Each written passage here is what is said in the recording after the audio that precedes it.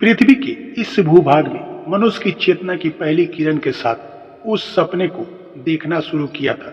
उस सपने की माला में कितने फूल पिरोए हैं, कितने गौतम बुद्ध, कितने महावीर, कितने कबीर, कितने नानक उस सपने के लिए अपने प्राणों को निछावर कर दिया। उस सपनों को मैं अपना कैसे कहूँ? वह सपना मनुष्य की अंतरात्मा का सपना है। उस सपने को हमने एक नाम दे रखा था। हम उस सपने को भारत कहते हैं। भारत कोई भूखंड नहीं, ना ही कोई राजनीतिक इकाई है, ना ऐतिहासिक तथ्यों का कोई टुकड़ा, ना धन, ना पद, ना प्रतिष्ठा की पागल दौड़ है। भारत एक प्यास है सत्य को पा लेने की। उस सत्य को जो हमारे हृदय की धड़कन में बसा है, उस सत्य को जो हमारी चेतना की तहों में सोया है, वह जो हमारे होकर भी हमसे भूल गया है, उसका पूर्ण स्मरण, उसकी पूर्ण रुदोषण भारत है। भारत में पैदा होने से कोई भारत का नागरिक नहीं हो सकता। जमीन पर कोई कहीं भी पैदा हो, किसी देश में, किसी सदी में, अतीत में या भविष्य में, अगर उसकी खोज अंत की खोज है, वह भारत का निवासी है।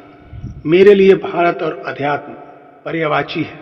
भारत और सनातन धर्म पर्यायवाची है। इसलिए भारत के पुत्र जमीन के कोने कोने में है, और जो एक दुर्घटना की तरह केवल भारत में पैदा हो गए हैं, जब तक उन्हें अमृत की यह तलाश पागल ना बना दे, तब तक वे भारत के नागरिक होने के अधिकारी नहीं हैं। हजारों धर्म गुरु हुए, लेकिन उन्होंने भारत एक सनातन यात्रा, एक अमृत पथ है जो अनंत से अनंत तक फैला हुआ है।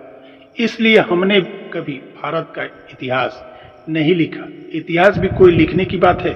साधारण सी 2 कड़ी की रोजमर्रा की घटना का नाम इतिहास है, जो आज तूफान की तरह उठी है और कल जिनकी कोई निशान भी नहीं रह जाती।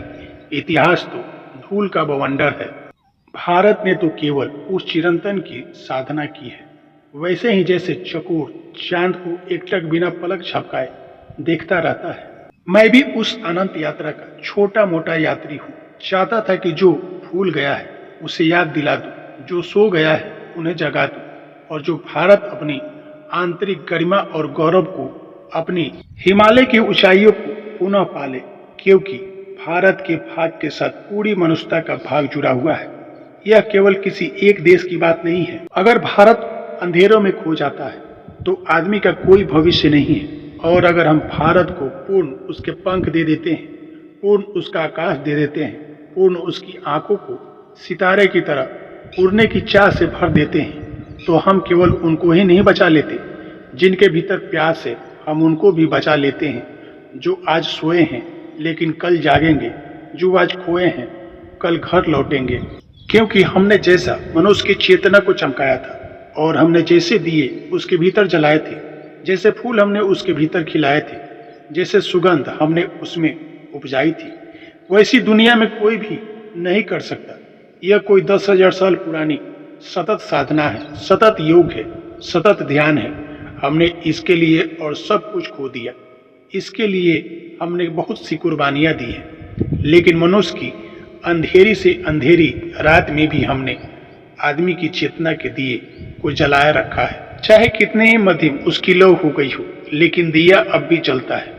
मैंने चाहा था कि वह दिया फिर अपनी पूर्णता को ले, और क्योंकि एक के भीतर जले, क्यों न हर आदमी प्रकाश का एक स्तंभ बने।